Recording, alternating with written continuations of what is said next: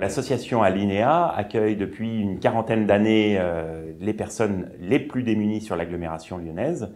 C'est une association bien évidemment laïque qui a pour vocation d'accompagner dans leur parcours de réinsertion des personnes qui ont eu des difficultés dans leur parcours et qui ont besoin d'être épaulées pour se réinsérer dans la société. Pour cela, nous avons différentes réponses, que ce soit le SAMU Social 69, donc les équipes mobiles qui vont à la rencontre des personnes directement dans la rue. Nous avons également des centres d'hébergement et de réinsertion pour tout simplement d'offrir le gîte et le couvert sur une période donnée pour permettre ce parcours d'insertion à des personnes. Nous avons aussi un service autour de l'emploi et de la formation qui a pour vocation de favoriser le retour à l'emploi de ces personnes. Au total, sur une année, ce sont un peu plus de 6000 personnes qui sont accompagnées et l'association regroupe une centaine de professionnels et une soixantaine de bénévoles. Il est important pour moi de préciser ce qu'il se cache derrière les personnes que l'on appelle des SDF. D'abord, ce sont des personnes et c'est très stigmatisant quand on utilise ce terme. Souvent, on voit une espèce d'icône qui serait un clochard alcoolique vociférant dans la rue. La réalité des personnes dites SDF est extrêmement variée. Nous accueillons des personnes qui vont du nourrisson de quelques jours jusqu'au vieillard de 85 ans et plus.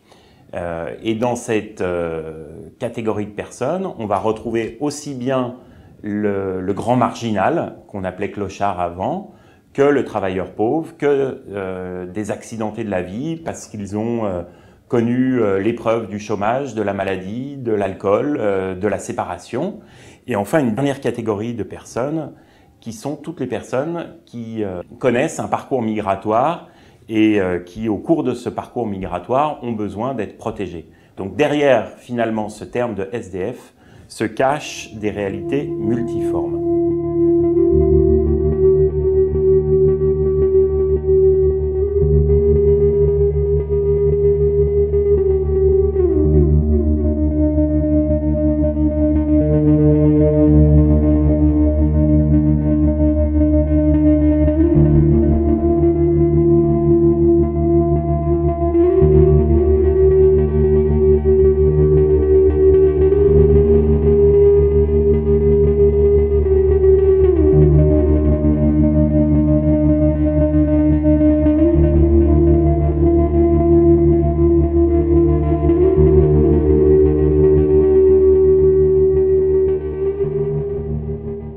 Notre partenariat avec la Fondation Guy Fossé est un partenariat extrêmement riche et diversifié. Il a consisté en différentes actions très concrètes. La Fondation nous a soutenus, par exemple, dans la réfection de locaux. Je pense à ceux qui sont, que nous appelons Point Nuit, qui accueillent des femmes seules, extrêmement désocialisées. Et grâce à la Fondation, nous avons pu faire des travaux importants de remise en état de douche et divers travaux de confort. La Fondation nous a aussi permis de former du personnel. On a des budgets évidemment très contraints. Une salariée depuis longtemps exprimait le besoin de se former et nous n'avions pas les budgets suffisants pour répondre favorablement à sa demande. Et grâce à ce soutien de la Fondation Guy Fossé, elle a pu se former et elle vient d'ailleurs de valider son diplôme de monitrice éducatrice.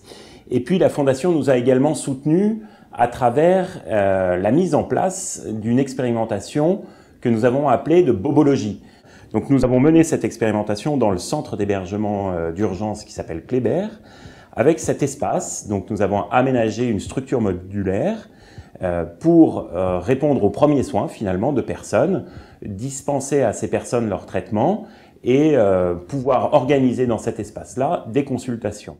Nous avons aussi pu réaliser dans notre centre d'hébergement L'Auvent, qui accueille des femmes avec enfants, femmes victimes de violences. Là aussi, nous étions dans des locaux un petit peu vieillots et le soutien de la Fondation nous a permis de remettre une cuisine, de l'aménager et d'avoir du coup un lieu d'accueil plus agréable pour ces femmes. C'est pour nous extrêmement précieux d'avoir ce soutien de la Fondation Guy Defossé et j'ajoute que ce n'est pas simplement un coup de pouce financier. Pour moi, ce partenariat est aussi l'occasion de faire découvrir aux collaborateurs de Guy Defossé qu'est-ce qui se cache derrière ces personnes, qui elles sont, et finalement peut-être faire bouger le regard sur ces personnes-là et de faire en sorte que demain elles soient mieux intégrées dans notre société.